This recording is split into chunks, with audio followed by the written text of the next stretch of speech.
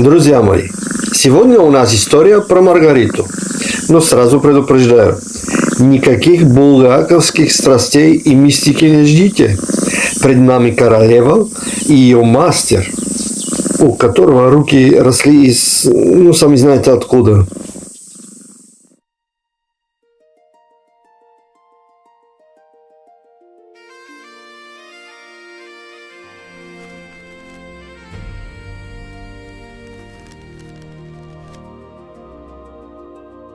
Друзья мои, представьте, древняя Шотландия, которую тогда еще называли суровым именем Альба.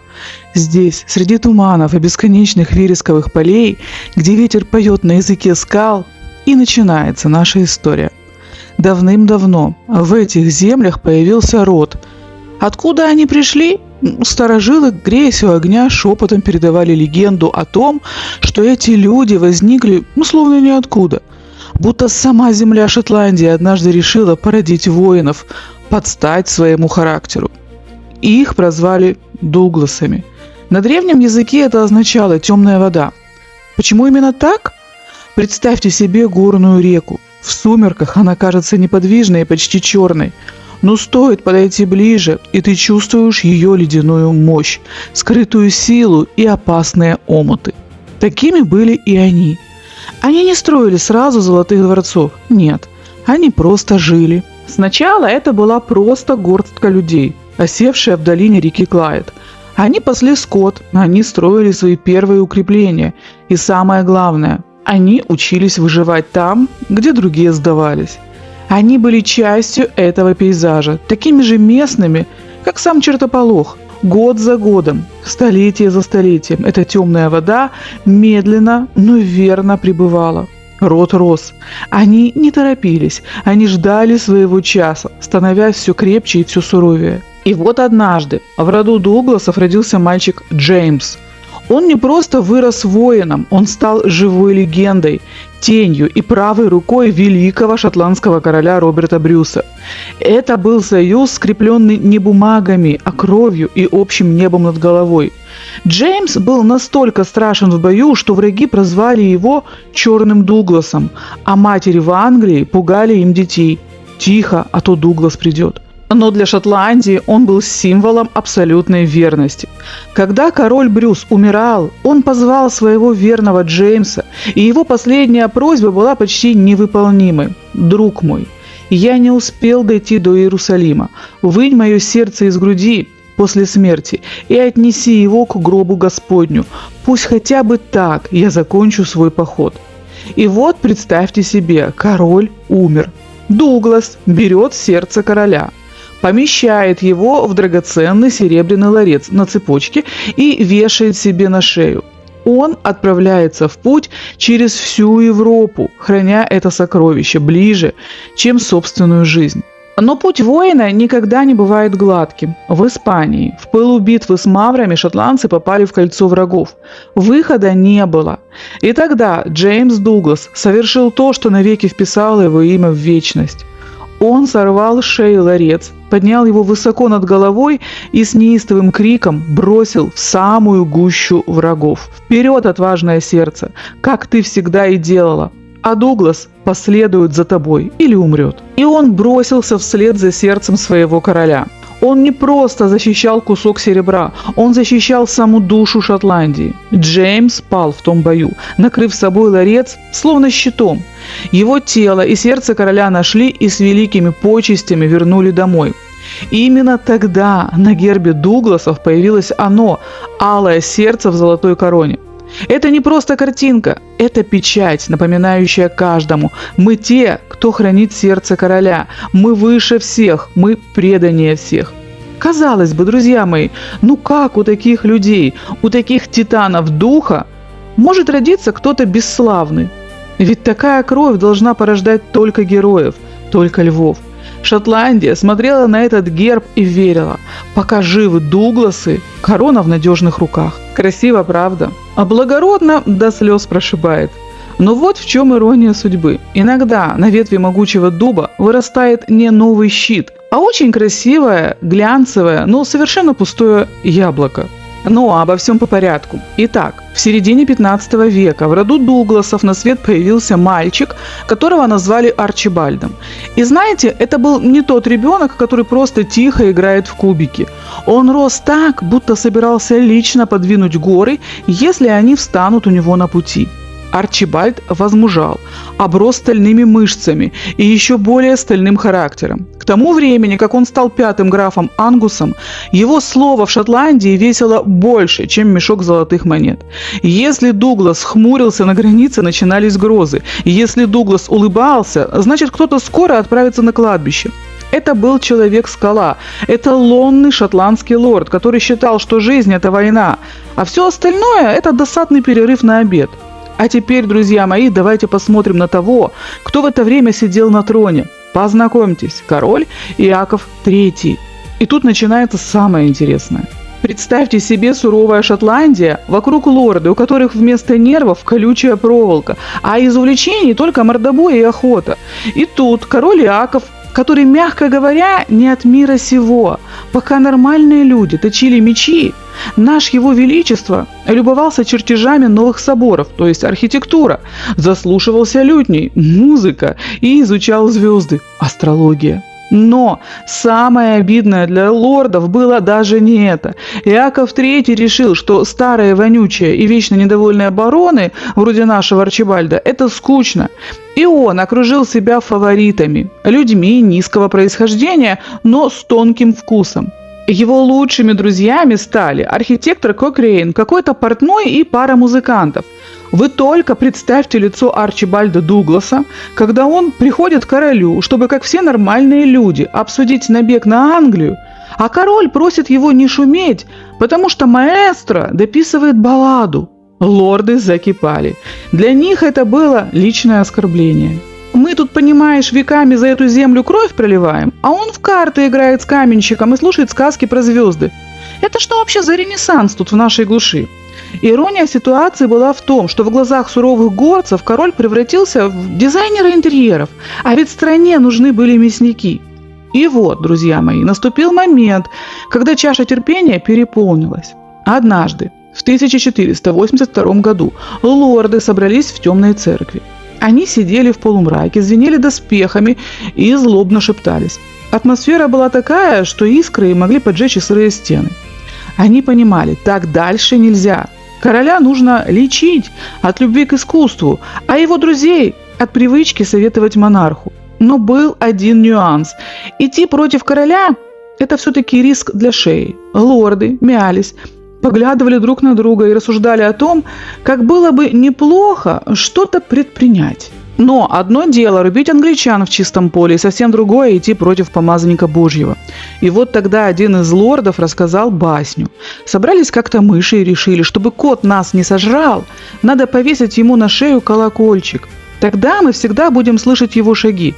Идея, конечно, блеск. Но возник один вопрос. А кто именно пойдет и наденет этот колокольчик на кота? В церкви, конечно же, сразу стало тихо.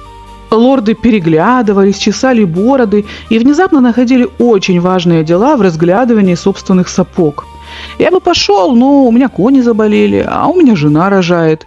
И вот тут поднимается наш Арчибальд Дуглас. Он не просто встал, он буквально вырос над всеми. Его голос прозвучал, как удар топора по дереву. «Я окольцую кота». И знаете, он не стал ждать утра, не стал писать петиции. Он развернулся и пошел прямо к королевскому шатру. Представьте картину. Король Иаков сидит со своими друзьями-архитекторами, обсуждает чертежи и слушает лютню. И тут заходит Арчибальд, злой, в доспехах, с лицом, который не предвещал ничего, кроме похорон. Он не стал церемониться. Он подошел к главному фавориту, архитектору, который щеголял в шелковом платке и золотой цепью на шее. Дуглас сорвал эту цепь и рявкнул: «Веревка тебе подойдет больше, чем это золото». И он не шутил. Он и его люди тут же вытащили всех фаворитов на ближайший мост. Без суда, без следствия, на глазах у онемевшего короля они перевешивали всех на их же собственных поясах и дорогих тканях. Короля же просто взяли под локоток, заперли в замке и сказали: «Сидите, сир, рисуйте домики, а страной будем править мы». И именно после этого дерзкого акта Арчибальд получил свое легендарное прозвище «Окольцуй кота». Он доказал, что Дуглас – это та самая мышь, которой плевать на кошачьи когти. Это придало ему и всему его роду просто заоблачную уверенность. Он понял, короли – это всего лишь люди, которых можно запереть, а их друзей развесить на мосту для украшения, так сказать, пейзажа. Конечно же, у такого могучего лорда, настоящего рыцаря и окольцевателя котов, как наш Арчибальд, все в жизни было масштабно, в том числе и женщины. Нет, он не был каким-нибудь восточным султаном с гаремом. Жен у него было всего 3, но строго по очереди. Нужно же было кому-то продолжать этот великий и ужасно скромный род. Первая жена была дамой приличной, из хорошей семьи, все по протоколу. Но когда ее не стало, наш Арчибальд решил, что траур – это очень скучно, и устроил такой перформанс, от которого вся Шотландия была в шоке. И вот тут, внимание, второй женой сурового Арчибальда стала Джанет Кеннеди. Нет, не путать с Жаклин, да то еще 400 лет. Наша Джанет была официальной, признанной и очень любимой любовницей короля Иакова IV, того самого рыцаря на белом коне. Вы просто оцените уровень наглости. Арчибальду на тот момент было уже под 50. Солидный возраст. Для 16 века вообще дедушка. И вот, все знают, у короля есть фаворитка, замок ей подарен, чувства кипят. А Дуглас поправляет доспехи и говорит: «Любовница короля? Прекрасно, она мне нравится, я на ней женюсь». И ведь женился, сказал, сделал.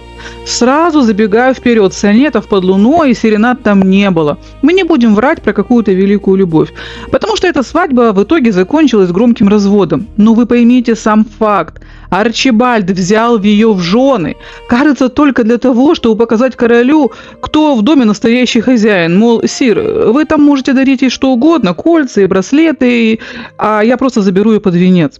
Однако речь сейчас пойдет не о его лихой личной жизни, а о его наследии. Ведь, как вы понимаете, в такой семье дети просто не могли расти обычными людьми. Именно здесь, в тени дедовской наглости и амбиций, начинается наша новая история. У одного из сыновей нашего Котолова родился мальчик, которого, сюрприз, тоже назвали Арчибальдом. И этот ребенок с пеленок усвоил одну простую истину. Если ты Дуглас, то нельзя – это просто такое дурацкое слово, которое придумали для других. Когда он родился, весь клан Дугласов смотрел в колыбельку и умилялся. Смотрите, как сурово он сосет соску, прям как дед. Вырастет, тоже какого-нибудь короля на мосту повесит. Или бабу у монарха уведет. Наш парень. Маленький Арчибальд рос в атмосфере абсолютной эталонной вседозволенности. Пока обычные дети учились читать по псалмам, Арчибальд учился по дедушкиным байкам. Все вокруг твердили ему: «Арчи, ты же Дуглас, ты темная вода, ты будешь вторым Котоловом». И мальчик рос, свято веря, что мир – это большой шведский стол, где все уже оплачено его фамилией. В общем, как и положено наследнику великого деда, Арчибальд не стал тянуть кота за хвост. Дед бы не одобрил. Едва парню исполнилось 19 лет, его тут же решили окольцевать. Род Дугласов – это вам не шутка, его нужно продлевать быстро, качественно и желательно с выгодой. В жены ему выбрали Маргарет Хапберн. Она была дочерью графа Ботвелла. Солидно, дорого, престижно. Они были ровесниками молодой и красивой пары. Арчибальд в своих модных сапогах и Маргарет в тяжелых шелках. Казалось бы, живи и радуйся, плоди маленьких Котоловов и готовься со временем занять дедовское кресло в Совете лордов. И вот, наступает 1513 год. В доме Дугласов праздник. Маргарет забеременела. Вау, супер круто. Арчибальд уже наверняка присматривал колыбельку с гравировкой алого сердца и репетировал перед зеркалом роль сурового отца семейства. Но, друзья мои, в этой истории слово «спокойствие» отсутствует как класс. Пока Арчибальд выбирал цвет будущих пеленок, король Иаков IV решил поиграть в рыцаря. Мы же помним то бирюзовое колечко из первой серии, французское. В общем, король объявляет: Все в седло, поможем французам, ударим англичанам в тыл. Наш Арчибальд-младший остается дома. Ну, кто-то же должен присматривать за беременной женой и за тем, чтобы родовое гнездо не развалилось. А вот старшее поколение Дугласов, здесь была целая драма. Отец Арчибальда, Джордж, как истинный наследник и верный рыцарь, надевает доспехи и скачет вслед за королем. Он молод, он полон сил и уверен, что вернется с победой. А железный дед, тот самый Арчибальд, «Окольцуй кота», так вот, деду уже под 70. Он старый, мудрый и жутко ворчливый. Он тоже приехал в лагерь короля, посмотрел на все это рыцарское безумие и честно сказал Иакову IV: «Сир, это плохая идея, мы здесь все ляжем. Пойдемте-ка лучше домой». Король, который в тот момент был на пике своего пафоса, ответил деду какой-то дерзостью. Старый Дуглас, оскорбленный до глубины души, развернул коня и уехал, бросив на прощание: «Раз я старый и трусливый, воюйте сами». Но сыновей своих оставил в армии. Представьте себе эту ситуацию глазами нашего героя. Арчибальд сидит в своем замке, рядом беременная жена, которая вот-вот должна подарить ему первенца. Вдали отец, который ушел на великую битву, а где-то по дороге пылит рассерженный дед, проклиная все на свете. Арчибальд еще не знал, что через несколько недель его мир разлетится в щепки. Друзья мои, давайте восстановим эту цепочку событий, пристегнитесь, потому что 1513 год решил пройтись по жизни нашего молодого Арчибальда как тяжелый каток. Лето 1513 года. В доме Арчибальда-младшего случилась первая катастрофа. Его жена Маргарет, та самая приличная леди, как мы помним, беременная, казалось бы, счастье. Но медицина XVI века была сурова. Маргарет умерла во время родов. Ребенок, тот самый долгожданный наследник, который должен был стать Арчибальдом номер 3, тоже не выжил. Итог. Арчибальд в свои 23 года внезапно становится вдовцом. Тишина в детской, траур в покоях. Он раздавлен, но судьба говорит: не расслабляйся, это только разогрев. Август 1513 года. В это время король Иаков IV переходит границы Англии. С ним элита Шотландии, включая Джорджа Дугласа, отца нашего Арчибальда. И тут случается тот самый сюрреализм, о котором мы говорили. Вместо того, чтобы быстро захватить позиции, король залипает в замке Форт у красавицы леди Херон. Король играет на лютне, читает стихи и наслаждается обществом дамы. А что делает армия? А армия, включая отца Арчибальда, 3 недели топчется в грязи под стенами замка. Представьте состояние Джорджа Дугласа. Он суровый воин, наследник Каталова. Он пришел воевать, а вынужден слушать, как его король берет высокие ноты на лютне, пока англичане стягивают силы. Это было унизительно и, как выяснилось позже, смертельно. 9 сентября 1513 года, когда Иаков IV наконец отложил лютню, было уже поздно. Англичане заняли лучшие позиции. Битва превратилась в кровавую баню. Джордж Дуглас, отец Арчибальда, сражался в первых рядах. Он погиб там же, где и король, в той же самой липкой грязи, которую они месили 3 недели ради рыцарского жеста. Начало 1514 года. Старый дед Арчибальд, «Окольцуй кота», который уехал с войны, потому что король его оскорбил, узнает новости. Его сын погиб, его король погиб, его страна в руинах. Железный старик, который вешал фаворитов и не боялся никого, просто не выдержал этого позора и горя. В начале 1514 года он уходит из жизни, оставив все наследство кому? Вы поняли, да? И вот теперь посмотрите на нашего Арчибальда-внука. За какой-то год он потерял жену и первенца, отца героя, великого деда. Он остался один. Но, и это очень важное но для нашего юного мажора, он теперь 6-й граф Ангус. На него свалились все земли Дугласов, все деньги, все замки и титул самого могущественного человека Шотландии. Он молодой, сказочно богатый вдовец в стране, где почти не осталось взрослых мужчин-лордов. Что сделает нормальный человек? Он будет молиться и восстанавливать страну. Что сделает наш Арчибальд?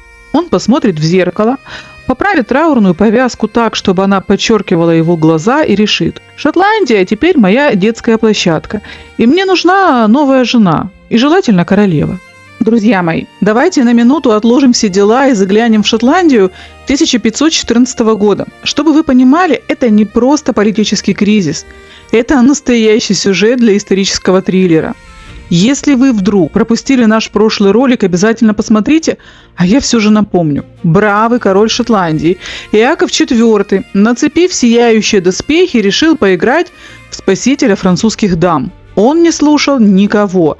Ни красавицу жену Маргариту, которая умоляла его остаться дома, ни даже таинственного дядю Гришу, он же призрак, который явился прямо в церкви с предупреждением и растворился в воздухе. Он ушел в Англию, по пути застрял в замке Форт в объятиях чужой жены. Любовь к дамам это у Стюарта была хроническая. И, выражаясь простым языком, профукал все: и армию, и собственную жизнь. Но трагедия не в том, что погиб король. Трагедия в том, что вместе с ним в грязи осталась вся элита страны.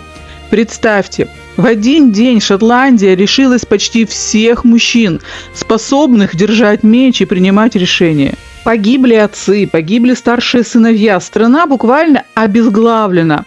Кто же остался на хозяйстве? Ну, само собой, беременная королева Маргарита с сыном. Священники, которые по статусу не воюют. Глубокие старики, которые уже не могут носить доспехи. Дети, которым еще расти и расти.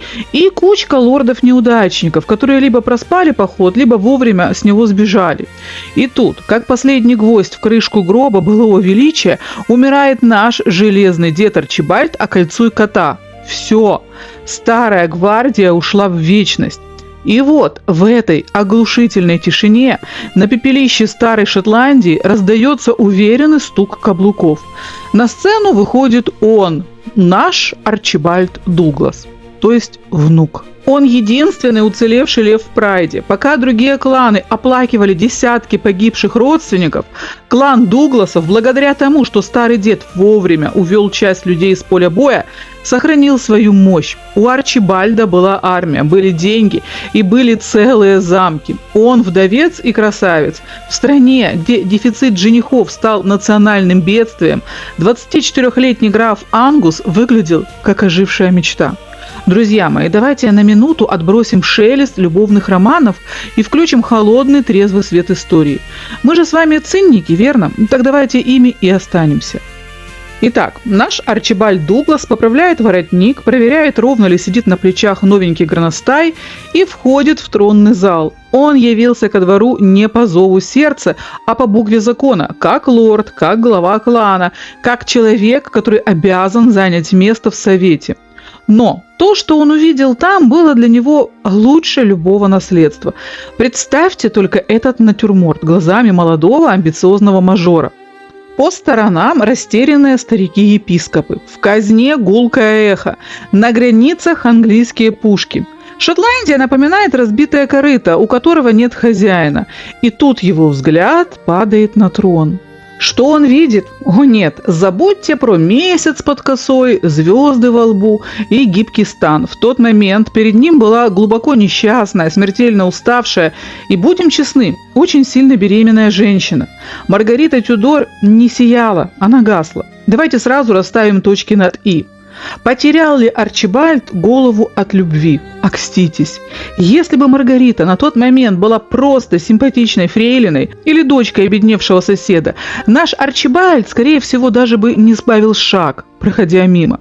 Здесь речь шла о совершенно другом виде страсти, о страсти к власти. Арчибальд мгновенно считал ситуацию. Она королева-регент, она англичанка, у которой в Шотландии нет ни единого друга. Она отчаянно ищет, на чье плечо опереться, чтобы не упасть. И Арчибальд понимает, это его золотой билет. Представьте, вы Маргарита Тюдор, вам чуть больше 20, вы вдова и вы заперты в суровом шотландском замке.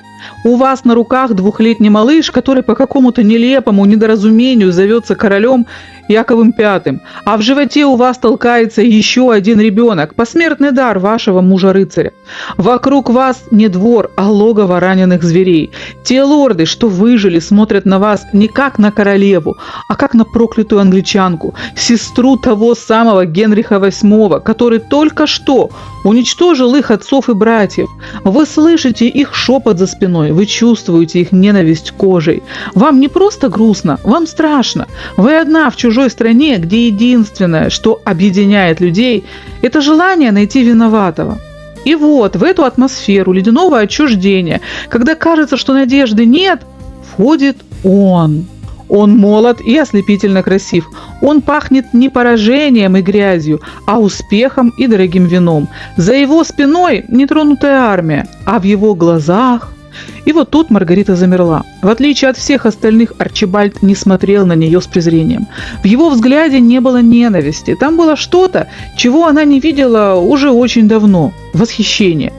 Для измученной, беременной женщины, которая потеряла опору, Арчибальд стал не просто лордом. Он стал галлюцинацией, которая сошла со страниц тех самых рыцарских романов, которыми, к слову, бредил ее покойный муж. Только этот рыцарь был жив, и он был рядом, и он улыбался ей. Поставьте себя на ее место, кругом враги, в душе пустота, а тут такой красавец с целой армией в кармане и добрым словом на устах. Сердце Тюдоров – штука горячая, оно не умеет ждать. Она не просто обратила на него внимание, в этот момент в ее голове щелкнуло: «Вот он, мой герой». Друзья мои, чтобы понять эту историю, нам нужно перестать быть просто зрителями и стать соучастниками. Представьте, весну 1514 года Маргарите не просто тяжело, она находится на пределе человеческих возможностей. Она глубоко беременна вторым ребенком. Каждый шаг дается ей с трудом, спина ноет, а впереди бесконечные советы лордов, где воздух пропитан не сочувствием, а ядом. И вот сцена. Маргарита пытается подняться с кресла. Ей нужна опора, рука, простое человеческое участие. А что же наши доблестные лорды? У одних внезапно обострился радикулит, другие старательно изучают трещины на потолке, а третьи просто смотрят на нее с нескрываемой ненавистью. Для них она не женщина и не мать, она проклятая англичанка. И тут тишину зала нарушает уверенный шаг. Подбегает он, Арчибальд Дуглас, и не просто подает ей руку, он делает это так, будто спасает саму жизнь. Это была самая красивая осада в истории. Пока другие воевали за корону, Арчибальд воевал за ее доверие, становясь единственной опорой в ее разрушенном мире. Но давайте не будем обижать покойного Якова IV. Мы с вами видели портреты. Это был статный, красивый мужчина, настоящий король-рыцарь. Но он был рыцарем для всего мира. Он был галантен с каждой фрейлиной. Его сердце было слишком огромным. И Маргарита всегда знала, она лишь первая среди многих в этом списке подвигов. Он был старше, опытнее и часто смотрел поверх ее головы в сторону новых войн и новых дам. А теперь посмотрите на Арчибальда. Они ровесники. Он ослепительно красив, и это не художественный вымысел. Об этом кричат все хроники того времени. И самое сладкое для женского сердца, ей кажется, что этот мужчина видит только ее. В апреле на свет появляется маленький Александр. Маргарита измучена родами, ее тело еще не оправилось, а на руках уже 2 детей, маленький король и новорожденный принц. И вот тут Арчибальд становится для нее всем. Он рядом, когда она качает колыбель, он рядом, когда она плачет от бессилия. Чем дольше тянулась эта весна, тем стремительнее Маргарита теряла остатки своего знаменитого здравомыслия. К середине лета это был уже не просто интерес, это был страстный, густой, почти осязаемый роман. Химия между ними была такой бешеной, что воздух искрил. Мы не будем заглядывать в их спальню, это не важно. Важно то, что Маргарита полностью отдала ему ключи от своей души. Но мы-то с вами реалисты, друзья мои, мы не Маргарита, и мы не теряем голову от шелковых камзолов и бархатных речей Дугласа. Влюбился ли Арчибальд за это время? Знаете, Арчибальд был по-своему очень искренен в своих чувствах. Он до безумия влюбился в ее титул. Он был без ума от перспективы стать вторым человеком в государстве, а если повезет, то и первым. Мы понимаем, для него это была не баллада о любви, а грандиозный бизнес-план. Он видел, как она тает, как она тянется к нему, и он просто подставлял свои крепкие руки, зная, что скоро в эти руки упадет не просто влюбленная женщина, а вся Шотландия. И вот, когда летнее солнце раскалило их чувства до предела, наступил август. Месяц, когда роковая страсть окончательно победила государственную мудрость. Друзья мои, прежде чем мы перейдем к событиям того самого августа, давайте расставим акценты. Чтобы вы понимали, наш Арчибальд вовсе не планировал бесконечно вздыхать под звездами и царапать сонеты на пергаменте, прислонившись к холодной стене замка. Нет, он, как истинный рыцарь и настоящий мужчина своего времени, хотел жениться. Только, пожалуйста, не спешите плакать от умиления и тянуться за платочками. Арчибальд стремился к алтарю вовсе не для того, чтобы просто стать мужем Маргариты, и даже не для того, чтобы официально называться супругом королевы. Его цель была куда конкретнее. Он хотел стать королем. Но прежде чем мы заглянем в двери их тайной церквушки, нам нужно уточнить один маленький юридический нюанс, который превращал это венчание в настоящую игру с огнем. Начнем с покойного короля Якова IV. Перед тем, как отправиться навстречу своей судьбе, он оставил завещание. И там был пункт, который стал для Маргариты золотой клеткой. Маргарита остается регентом Шотландии и опекуном нашего сына до тех пор, пока она остается вдовой. Но как только она выходит замуж, она теряет все. Был ли Яков ревнивым собственником? О нет, это была чистая ледяная политика. Яков прекрасно знал своих лордов, этих шотландских волков. Он понимал, если Маргарита выйдет замуж за одного из них, этот счастливчик тут же объявит себя королем, а остальные лорды в тот же вечер начнут гражданскую войну. Этот пункт был бронежилетом для маленького наследника. Яков хотел, чтобы его сын выжил и не стал игрушкой в руках очередного амбициозного отчима. А теперь перейдем к нашему Арчибальду. Знал ли он об этом? Конечно, об этом знала каждая собака в Эдинбурге. И вот тут возникает главный вопрос. Зачем нашему амбициозному анчоусу жена, которая после свадьбы юридически превращается в просто леди без власти? Вариант, что он влюбился в ее ресницы и забыл про все на свете, мы с вами, как взрослые цинники, отбрасываем сразу. Логика Арчибальда была куда масштабнее и наглее. Наш мажор рос с осознанием того, что он внук тех самых людей, которые веками строили и рушили троны.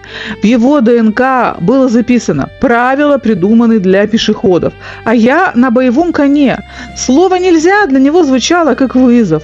Арчибальд рассуждал просто. Ну и что там написано в какой-то дурацкой бумажке? У меня самая мощная армия в стране.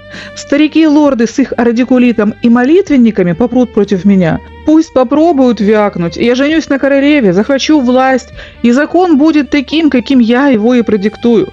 Маргарита была для него не женщиной, а ключом от сейфа, а в сейфе лежал 2-летний Иаков V. Арчибальд понимал, если он станет официальным мужем королевы и физически возьмет под контроль маленького короля, то никакое завещание его не остановит. А теперь давайте перенесем наш прожектор на главную героиню. У вас наверняка в голове пульсирует абсолютно логичный вопрос. А что же Маргарита? Неужели она, дочь английских королей и вдова шотландского монарха, не знала, на что подписывается? Давайте не будем считать ее наивной девочкой. Маргарита прекрасно умела читать, и со слухом у нее было все в порядке. Она знала каждое слово в завещании мужа. Она понимала, что этот документ – ее охранная грамота, которая превращается в тыкву в тот момент, когда она надевает на палец другое кольцо. Но тут в игру вступает один маленький нюанс. Она же была Тюдор. А вы же знаете этих Тюдоров? Если представитель этой фамилии что-то вбил себе в голову, то все остальное – законы, приличия и здравый смысл – уходит на второй план. В их ДНК было прописано: если Тюдор чего-то хочет, он должен это получить здесь и сейчас.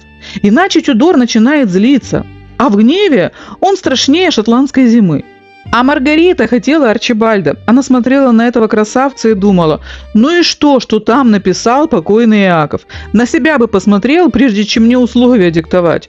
У самого любовниц было больше, чем овец, а мне теперь вечно вдовой ходить, что ли?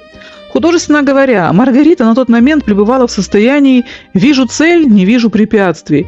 Ее логика была безупречной, как ей казалось. Арчибальд сильный, у него армия, у него клан, у него острый меч, в конце концов. Зачем мне бумажки покойника, когда у меня есть живая крепость, у меня есть наследник, я мать короля. Кто посмеет тронуть мать короля, если ее защищает самый могущественный лорд страны? Я женщина, а не функция, в конце-то концов. По-человечески ее можно понять. Она устала быть одна против всех. Она просто хотела, чтобы кто-то сильный обнял ее и сказал: «Маргарита, расслабься, я все разрулю». И ей было плевать, что этот кто-то на самом деле просто присматривается, удобно ли сидеть на ее троне. Это история о том, как великое «хочу» победила государственное «надо». Она шагнула в пропасть с гордо поднятой головой, уверенная, что Арчибальд подставит ей крылья. А вот были ли у него эти крылья, или только накрахмаленный воротник, мы узнаем совсем скоро. Итак, позиции расставлены. Он идет за властью, прикрываясь любовью. Она идет за любовью, надеясь сохранить власть. Друзья мои, а теперь придвиньтесь поближе к экранам и задерните шторы. Мы входим в зону абсолютной секретности. Сейчас я посвящу вас в план, который Маргарита и Арчибальд считали гениальным, хотя на деле он был похож на попытку спрятать слона под кружевной салфеткой. Идея была такая: пожениться абсолютно тайно. Никаких карет, никаких объявлений, лишь маленькая церковь, пара-тройка своих людей, которые умеют держать язык за зубами, и мы с вами. Все. Для всего остального мира тишина. А теперь самое интересное. План действий на после свадьбы. Маргарита по задумке должна была продолжать играть роль безутешной вдовы. Замуж? Я? Да посмотрите на мои глаза, опухшие от слез. Я верная вдова, я мать нации, я регент по закону. А кто этот высокий красавец в шелковых чулках только что прошел по коридору?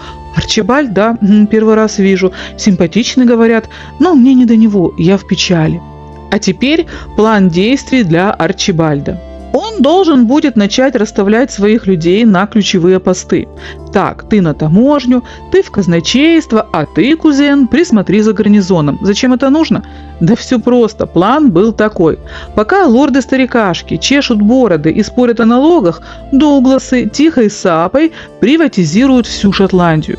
А когда все уже будет готово, когда все враги будут, что называется, тепленькие и зажатые в угол влиянием клана, вот тогда они планировали выйти к народу и сказать: «Сюрприз! А мы уже давно муж и жена, обманули дурака на 4 кулака. Власть у нас, армия у нас, а ваши законы о вдовстве можете оставить себе на память». Именно с таким дерзким, почти детским планом 6 августа 1514 года и состоялась эта свадьба. Друзья мои, у меня тут список тех, кто был посвящен в этот тайный план. И знаете, что я там вижу? Ваши имена. Да-да, раз вы досмотрели до этого момента, вы официально стали соучастниками заговора против шотландской короны.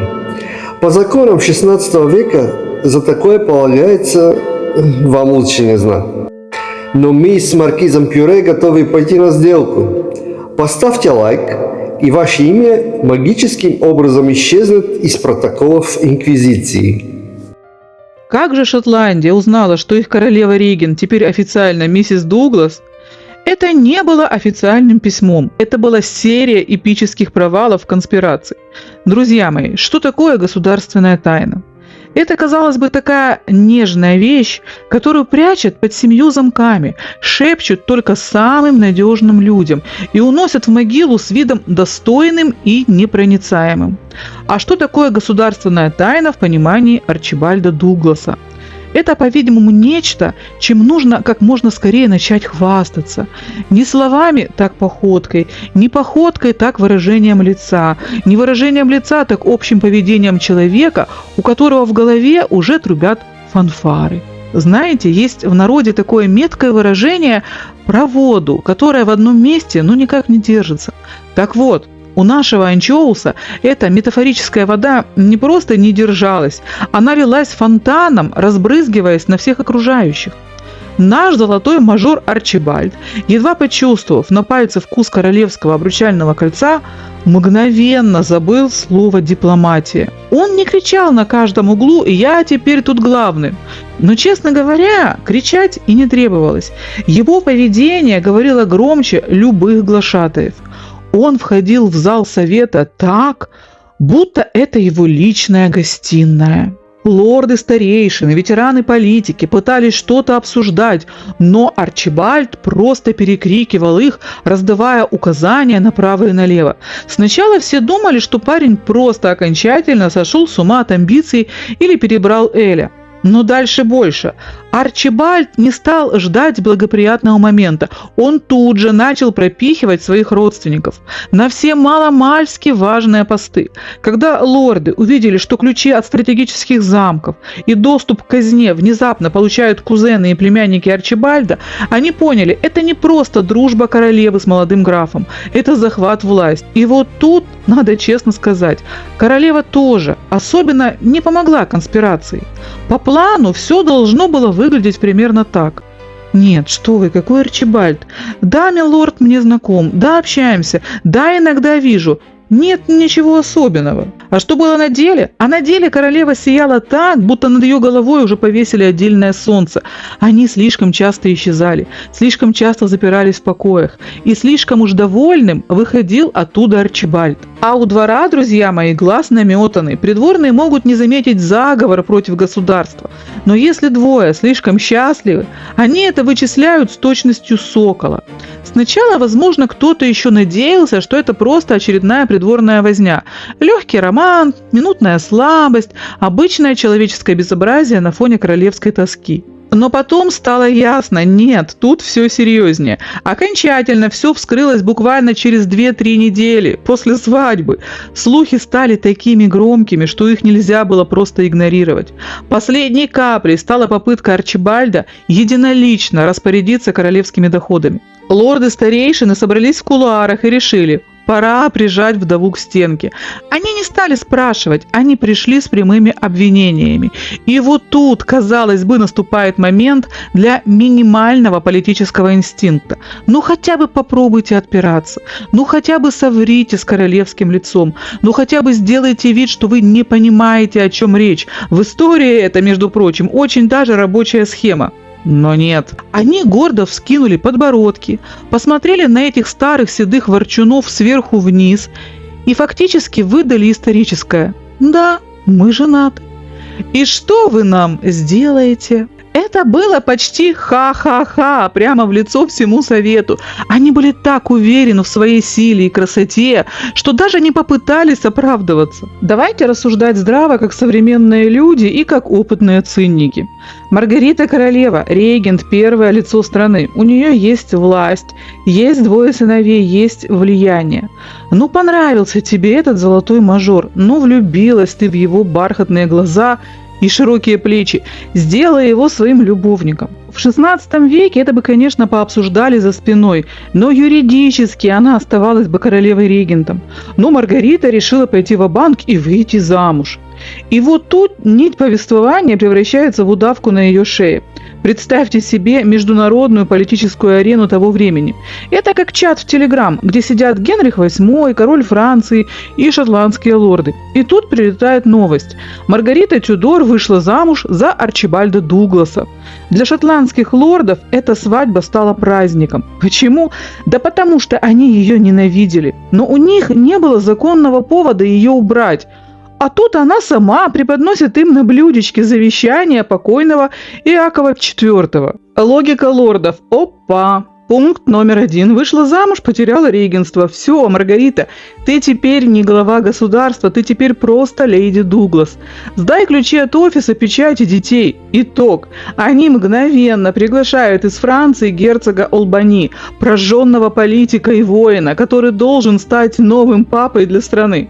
Французы потирали руки от восторга. У них был старый договор с Шотландией против Англии. Пока Маргарита, англичанка, сидела на троне, им было не очень-то и удобно. Она вечно гнула линию своего брата Генриха.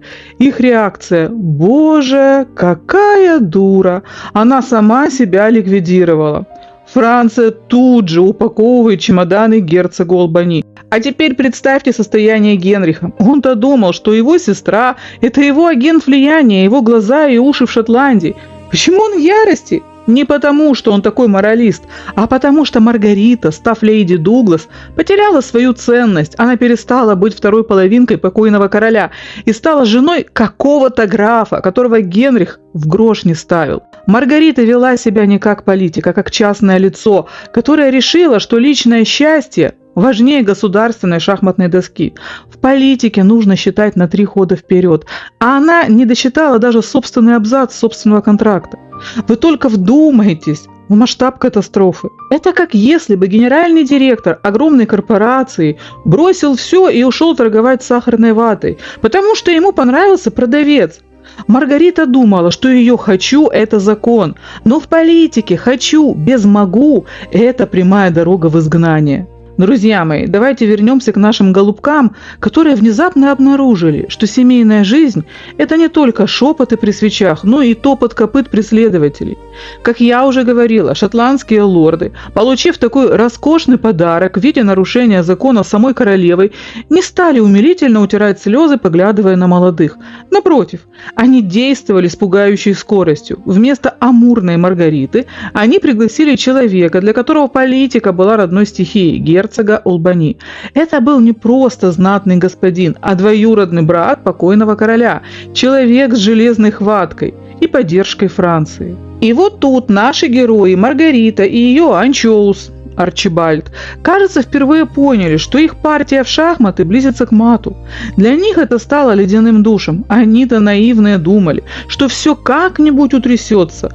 Но лорды ясно дали понять: власть вы, голубки, потеряли. И тогда принимается гениальное решение – бежать. Но это не было романтическим побегом в закат, это был спринт на выживание. Кто бежит?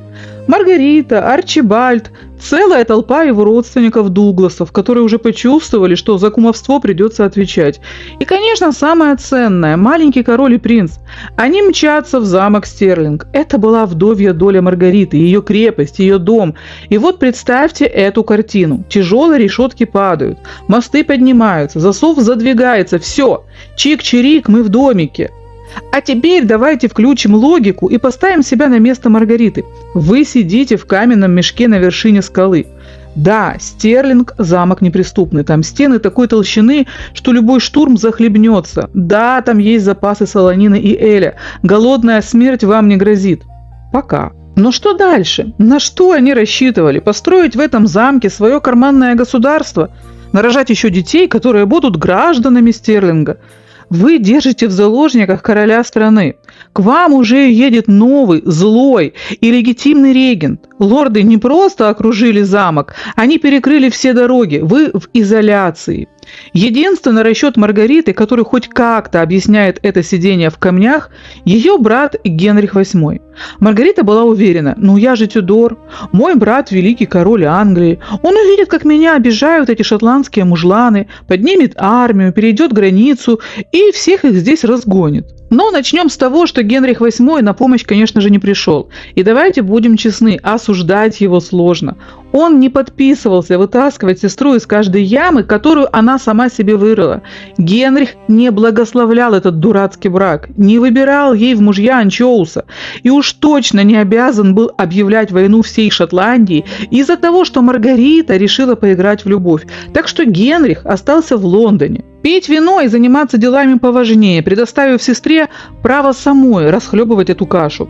А расхлебывать было что? Вместо любящего брата под стенами замка появился герцог Олбани, новый регент. Это был человек старой закалки, профессионал, за спиной которого стояла не толпа мужиков с дубинками, а 7-тысячная регулярная армия, 7 тысяч обученных солдат и, что самое страшное, тяжелая артиллерия. Требование Олбани было коротким и ясным.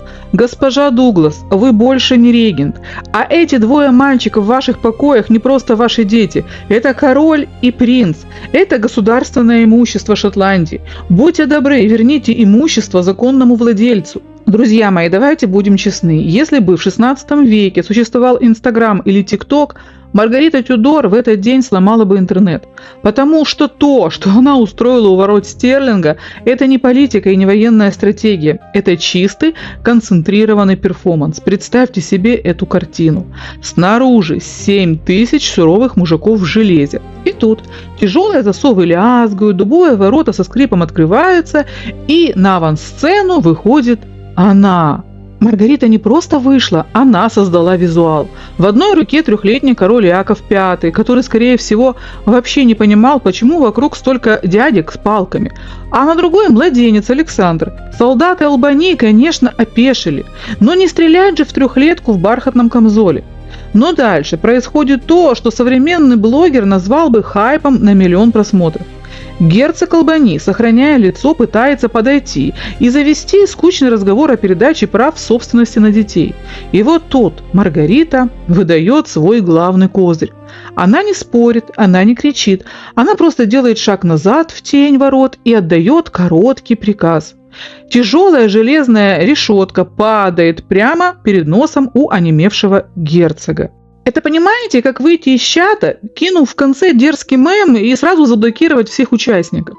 В чем смысл этого дурацкого жеста? С точки зрения логики – 0. Армия не ушла, пушки не испарились, еда в замке не прибавилась.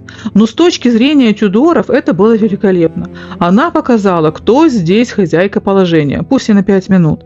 Она публично унизила Олбани, заставив его стоять перед закрытой дверью, как курьера, которому не дали чаевых. Итак, шоу закончилось, тяжелая решетка упала, и наступила тишина.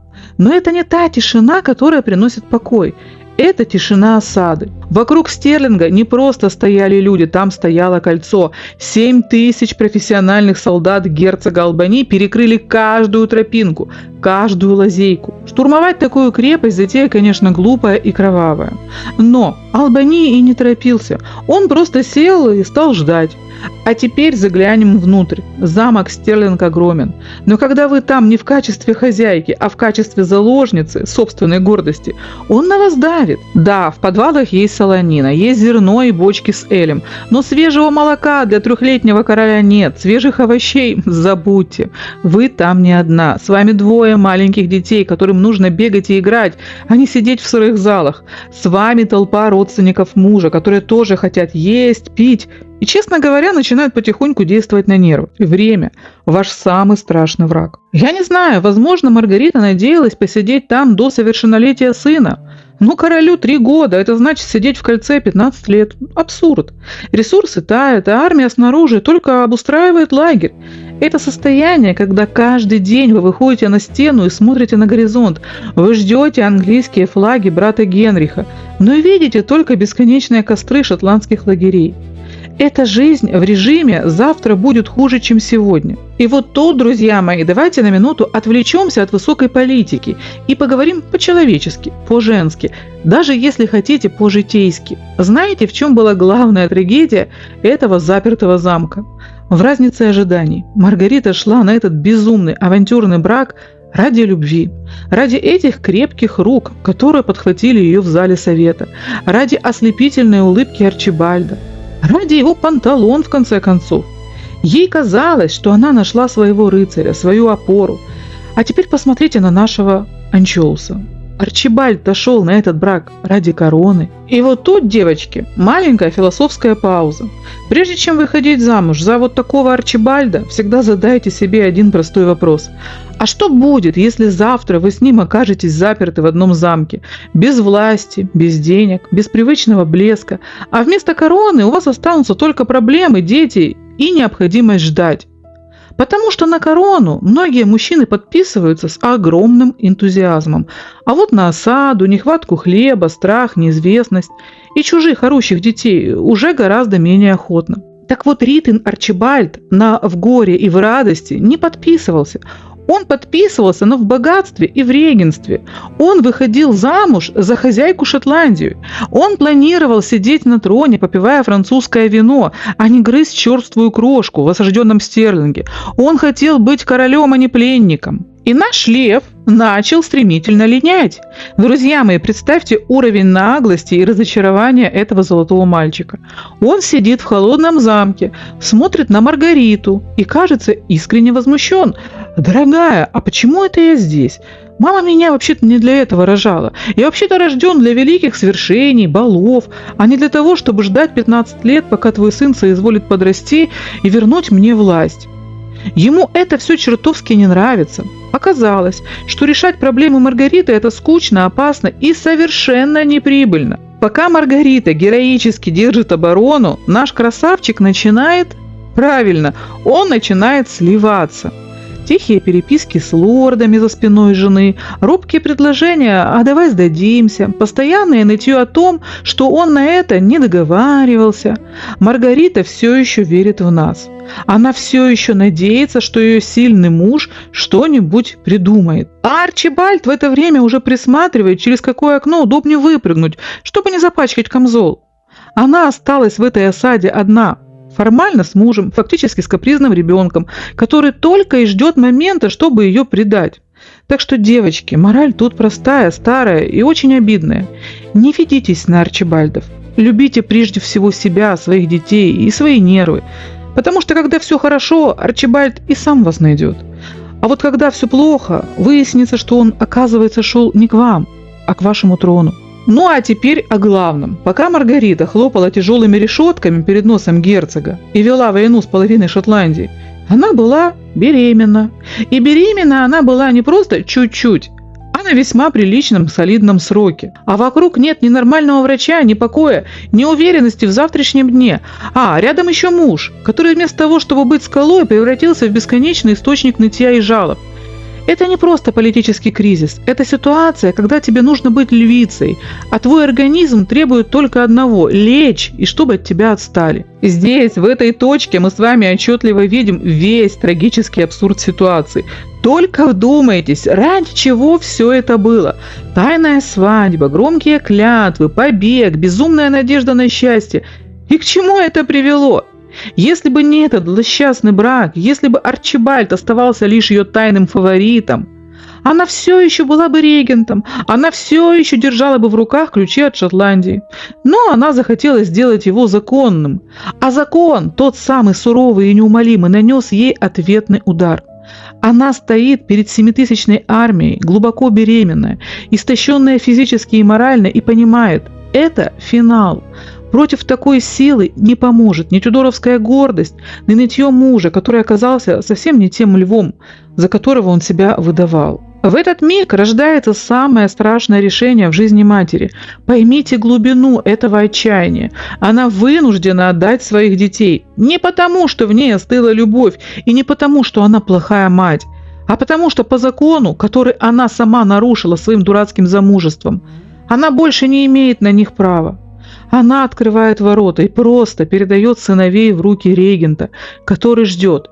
И ее маленькие принцы, ее сыновья уходят в чужую жизнь, оставляя ее одну с ее беременностью, с ее опалой и с ее гениальным мужем. Весь этот грандиозный заговор, вся эта любовь века закончилась тем, что она своими руками отдала самое дорогое, чтобы просто сохранить им жизнь. Это был крах, величайший и самый абсурдный финал медового месяца в истории. Маргарита осталась в замке, лишенная всего, кроме своего будущего ребенка и своего мужа. С этого момента Маргарита пленница. Но никто, конечно, не посмел надеть на сестру Генриха кандалы. В XVI веке существовали правила приличия. Беременную женщину такого ранга нельзя бросить в сырой каземат. Маргариту и ее Арчибальда отправляют во дворец Линд-Литгоу. Это была не тюрьма, это была роскошная загородная резиденция, окруженная озерами и садами. Но для Маргариты это была золотая клетка. А что же наш Арчибальд? Его амбиции тоже получили болезненный щелчок по носу. Он-то мечтал о мировой славе, о том, как он будет крутить государственные дела, пока Маргарита сидит на троне. А вместо этого он вынужден сидеть в загородной резиденции и смотреть, как его жена готовится к родам. Он понимает, здесь, в Шотландии, он всего лишь муж опальной дамы, сбитый летчик. И вот тут, в их головах, рождается план, который на бумаге выглядел как гениальное спасение, а в реальности как полное безумие. План был прост и по-своему логичен. Нужно бежать к брату Генриху VIII. Почему? Потому что статус – вещь географическая. В Шотландии она бесправная леди Дуглас, а он ее муж-неудачник. А в Англии она мгновенно превращается в Маргариту Тюдор, родную сестру великого короля. А Арчибальд становится зятем Генриха VIII. Понимаете, в чем хитрость? Стоит им перешагнуть невидимую линию на карте, и они снова высшая лига. Там их не запрут в клетке. Там им дадут армию, золото и почет. По крайней мере, так им казалось. Но был один нюанс, который сделал бы этот план невыполнимым для любого нормального человека. Маргарита была глубоко беременна, до родов оставались считанные дни. А теперь представьте этот маршрут. Никаких трасс, только болота, леса и узкие кабаньи тропы. Никаких удобных карет, тряская повозка или, что еще хуже, седло лошади. Никаких врачей. Если схватки начнутся посреди вересковой пустоши, это конец. Это был прыжок в бездну. Но Маргарита была Тюдор. А Тюдоры, если их прижать к стенке, готовы бежать хоть через ад. И вот, под покровом ночи, муж и жена Дуглас решают: бежим. План был до гениальности прост и по-женски коварен. Маргарита, включив все свое актерское мастерство, объявила стражникам, что чувствует себя, мягко говоря, неважно, и попросила ее не беспокоить, мол, я полежу, вздремну, закройте дверь с той стороны. Стражники, которые в XVI веке боялись вида беременной женщины больше, чем английской кавалерии, с радостью испарились. И вот тут начинается самое интересное. Представьте этот момент. Маргарита и ее Арчибальд пробираются к черному ходу. Я не знаю, как именно она выскакивала в эту потайную дверь, но это явно был не грациозный прыжок лани. Это было упорное, кряхтящее, но невероятно целеустремленное движение к свободе. Но настоящий абсурд начался за стенами. Друзья, представьте себе. 9-й месяц, спина отнимаются, ноги отекают, а перед вами конь, обычный средневековый конь, у которого нет ни амортизаторов, ни мягкого сиденья. И Маргарита, эта стальная женщина, послушайте, вскакивает в седло на 9-м месяце. Они мчали границы, мчали.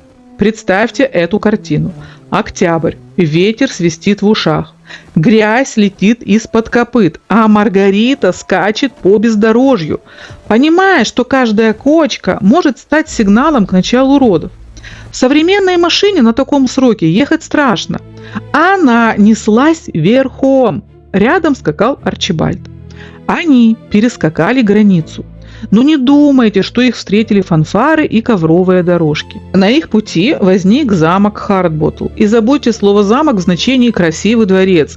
Это была суровая, продуваемая насквозь каменная коробка, созданная для обороны, а не для родов сестры короля. Сырость, холодные камни, минимум удобств и полное отсутствие того лоска, к которому привыкла Маргарита. Но, видимо, организм королевы просто ждал этой безопасной относительно Шотландии гавани. Едва они добрались до этого каменного мешка, началось то, чего все так боялись. Спустя всего 48 часов этого безумного кросса на лошадях, 8 октября 1515 года Маргарита Тюдор в ужасных муках рожает дочь. Малышку называют в честь матери Маргаритой Дуглас. Маргарита была в тяжелейшем состоянии. Она лежала на этой холодной постели в сыром замке, балансируя на грани жизни и смерти.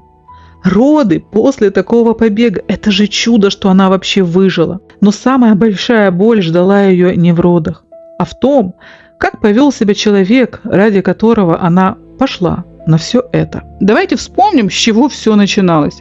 У Маргариты Тюдор было все. Она была регентом, матерью двоих принцев, хозяйкой своей судьбы. Ради этого брака она предала память мужа, потеряла власть над сыновьями, лишилась трона и в конечном итоге едва не лишилась жизни, несясь галопом на 9-м месяце беременности через болото. И вот итог. Она лежит на жесткой постели, бледная как полотно. Рядом кричит новорожденная дочь. Многие скажут, сама виновата. И знаете, друзья мои, с этим трудно поспорить. Она действительно поставила на кон все ради иллюзий. Но сейчас речь не о ней. Сейчас речь о том, кто стоял у ее кровати. Наш Арчибальд в этот момент пребывал в состоянии глубочайшего культурного шока. Видите ли, он ехал в Англию не за тем, чтобы менять пеленки в сырой крепости. Его план был прост и по-детски наивен. Приехать к Генриху VIII, получить мешки золота, титулы и желательно личную карету с подогревом. Стать правой рукой короля и, возможно, вообще править всем миром. Но тут случилось страшное и непонятное. Генрих проявил невероятнейшую наглость. Вы только вслушайтесь. Он не прислал за ними флот, не выкатил бочки с вином и даже не поинтересовался, а не жмут ли Арчибальду сапоги. Пришло короткое и сухое письмо. Приехали? Ну вот и сидите там. Денег нет, но вы держитесь. Арчибальд загрустил. Оказалось, что в Англии он никто, просто какой-то шотландский беженец с больной женой на руках. Его мировая слава сжалась до размеров этой холодной комнаты.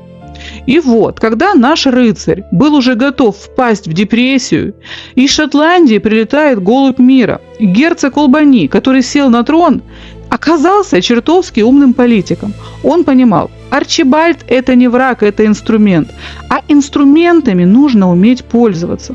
Письмо от Олбани было сладким, как патока. «Дорогой наш Арчибальд, мы тут вспомнили заслуги всех твоих предков. Ты же Дуглас, ты же цвет нации. Зачем тебе эта дурацкая Англия, где тебя даже на порог не пускают?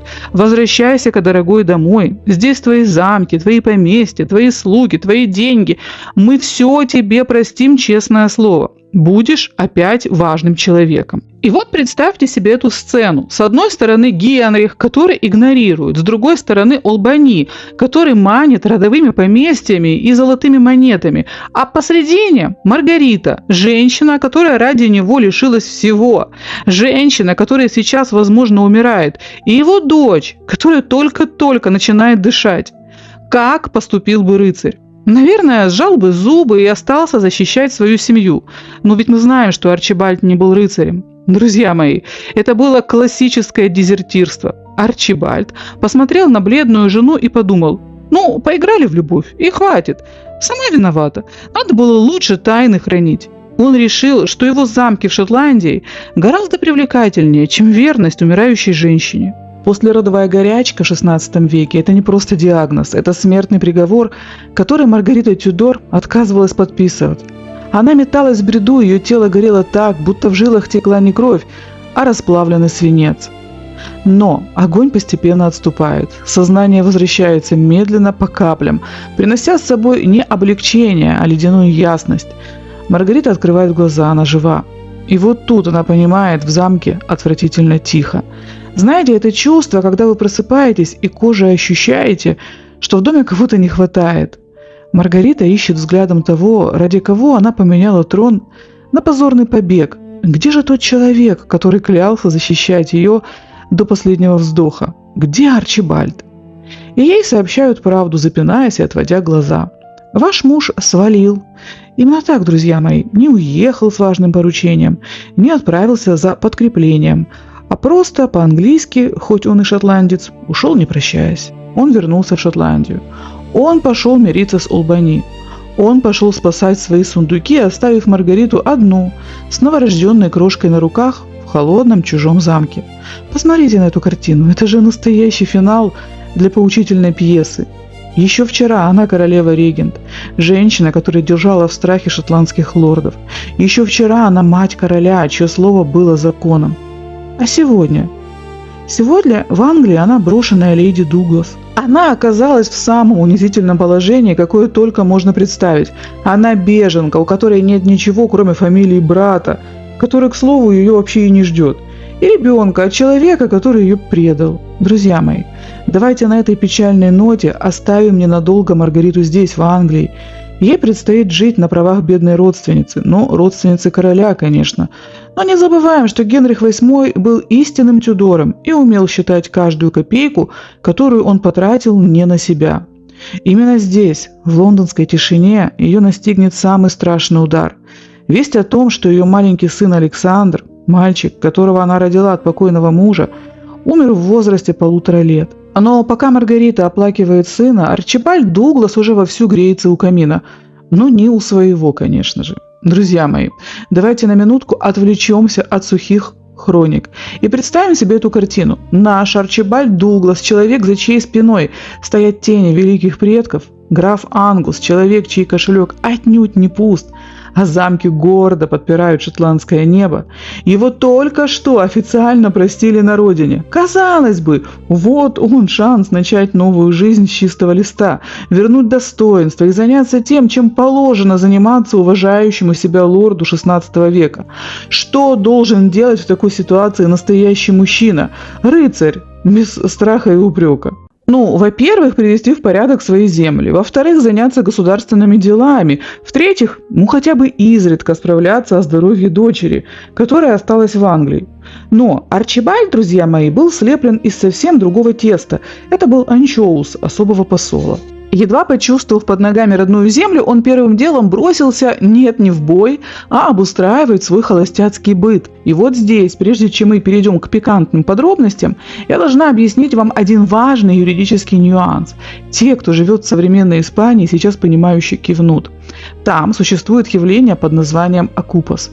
Это когда кто-то забирается в твой пустующий дом, и если ты не выставил его за порог в первые 48 часов, то все, поздравляю, этот человек там теперь живет, а ты бегаешь по судам годами. Так вот, в Шотландии 1516 года такого закона на бумаге не было.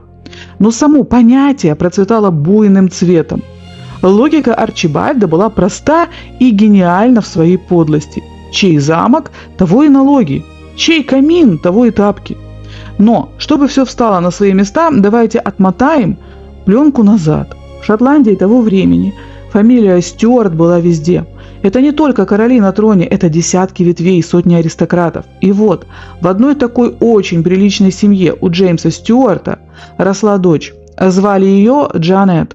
Девочка была Стюарт до мозга костей, аристократка, красавица, с прекрасным приданным.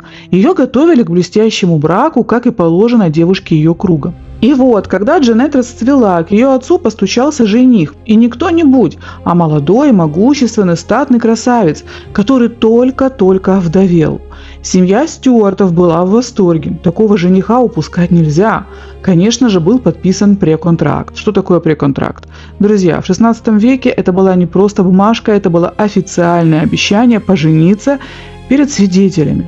В глазах церкви и закона это брак. Молодые люди после этого часто начинали жить вместе, ведь они уже считались почти что мужем и женой.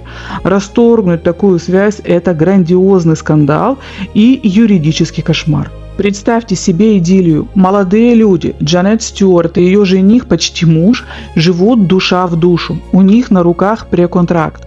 Впереди пышная свадьба, а пока они обустраивают свое семейное гнездышко, все чинно, благородно и, казалось бы, ничего не предвещает беды. Но тут в игру вступает сама судьба.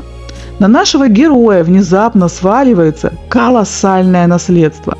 Умирает его дед. И наш молодой человек в одночасье становится одним из самых богатых и влиятельных лордов Шотландии. С таким статусом он отправляется в Эдинбург, прямо в королевский дворец, чтобы занять свое место среди элиты. И именно там, среди золоченых залов, он встречает другую женщину. Друзья, мы же с вами забыли вскрыть карты. Конечно, нашего верного жениха звали Арчибальд Дуглас. Вы не ослышались. Мы приберегли эту деталь на десерт, чтобы вы почувствовали весь масштаб наглости нашего анчоуса.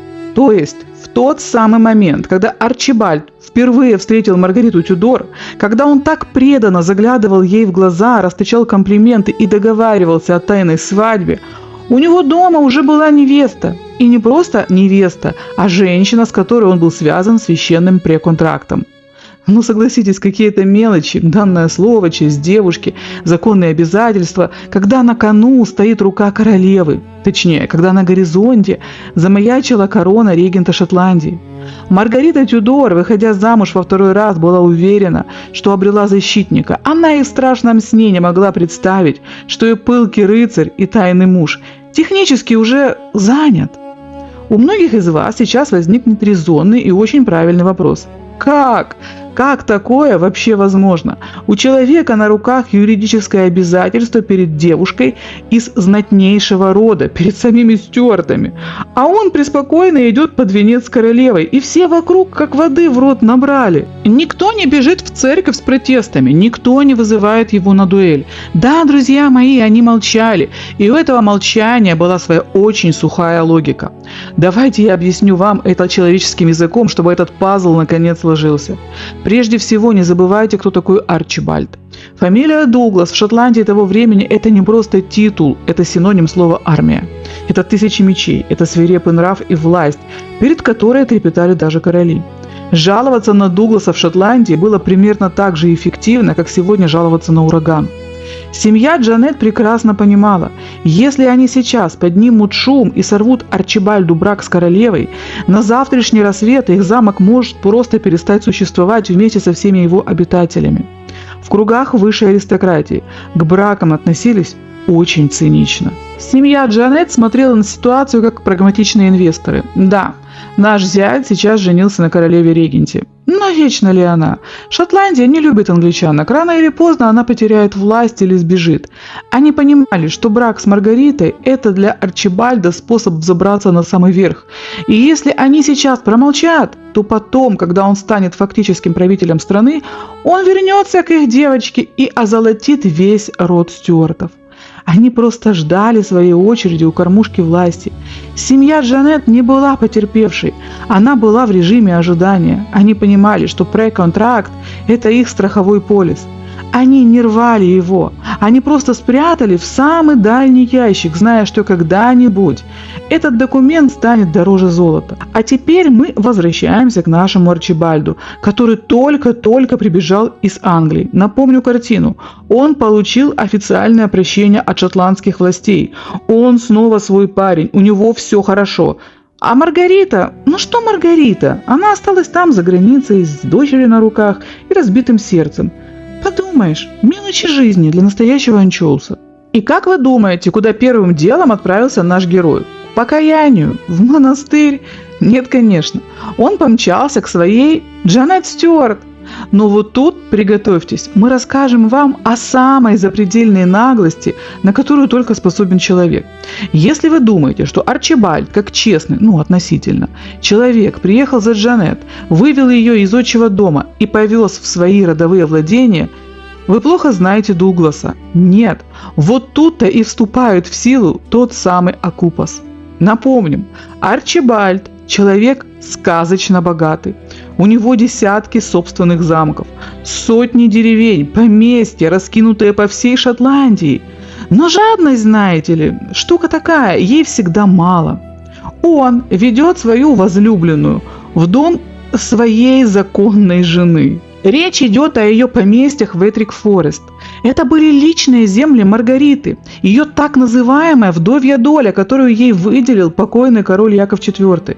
Это была ее крепость, ее финансовая подушка безопасности. Представьте себе масштаб этой бытовой катастрофы. Арчибальд официально селит Джанет в покоях Маргариты. Они не просто там гостят, они начинают там жить.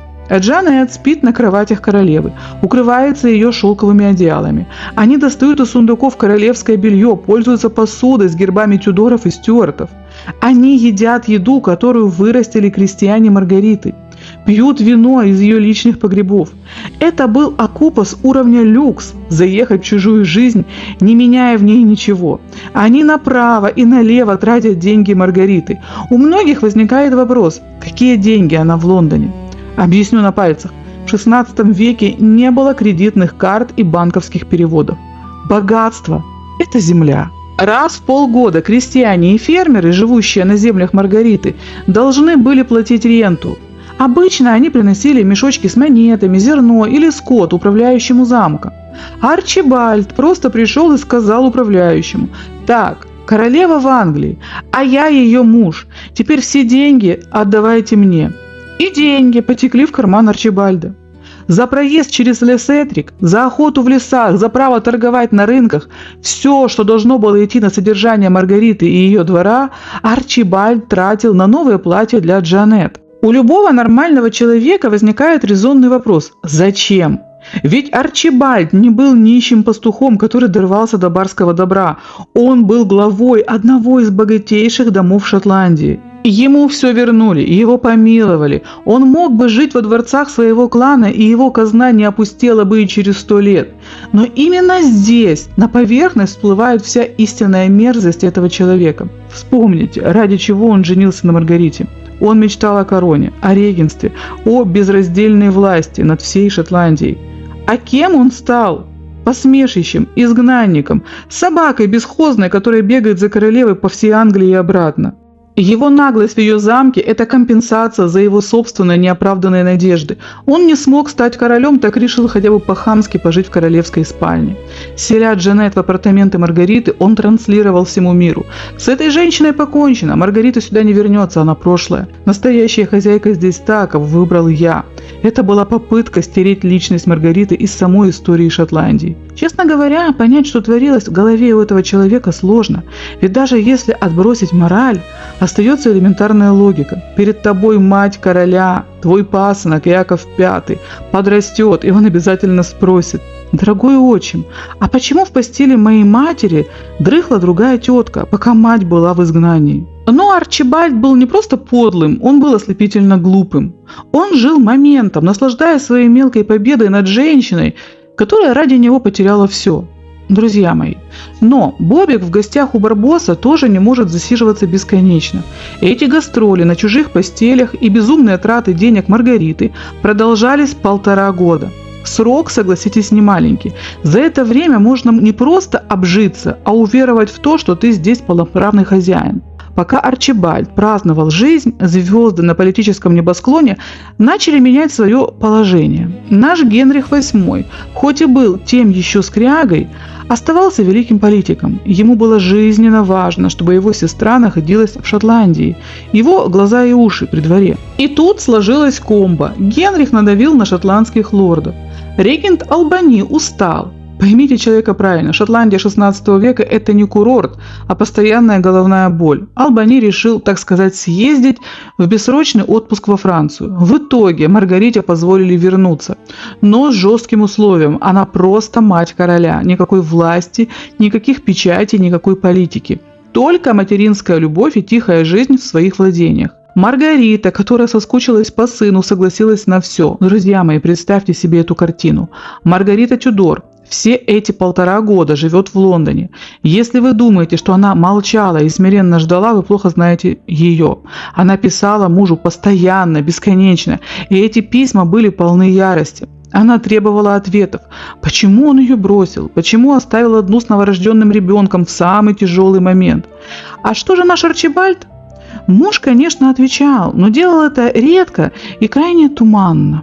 Знаете, в таком стиле: «Дорогая, я сейчас занят, я обустраиваю наше будущее, готовлю почву для твоего возвращения».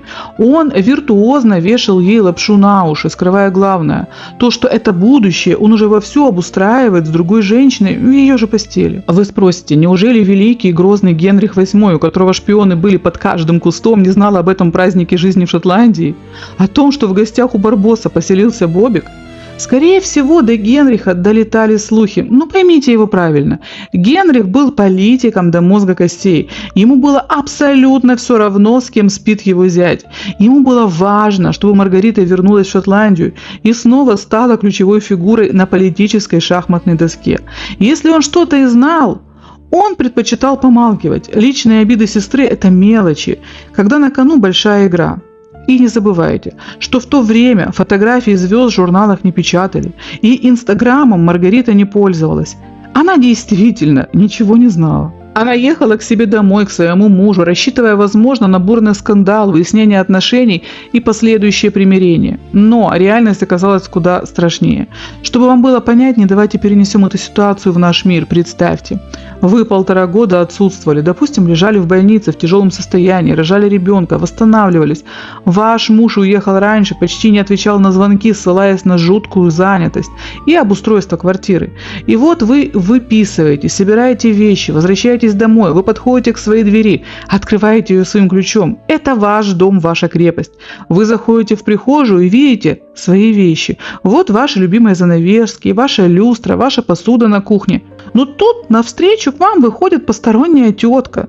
Она одета в ваш халат, от нее пахнет вашими духами, а в ушах у нее ваши любимые сережки. Она только что сварила в вашей кастрюле борщ вашему мужу и чувствует себя здесь абсолютной хозяйкой.